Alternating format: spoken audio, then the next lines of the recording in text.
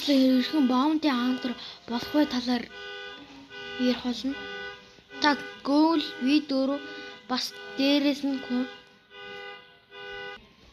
бод хэрвээ та боомдын хантар болохыг хүсвэл энэ бичлэгийг үзээрэй. Та боомдын хантар болохын тулд танд Spike Trident юм уу? Эсвэл ямар нэг хуурсад дуал ката юм уу? Нэг PvP ихэд тохиромжтой сэлэн бас soul гитар хэрэгтэй. Тэгээд PvP-д сайн прүүл. Тэгээд PvP ихтэй мэлэгээс God Human юм уу? Эсвэл Electric Calaw юм уу? Энэ комбо ихэд тохиромжтой зүйлсийг сонгохыг зөвлөж байна. Дээрээс нь та Google видеотэй болвол бүр амар. Яг гэвэл та Google Pool видео болвол тань илүү амар байх.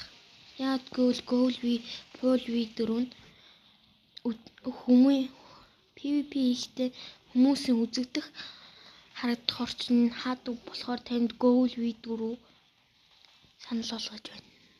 За энэ удаагийн бичлэг ингээд дуусгая та.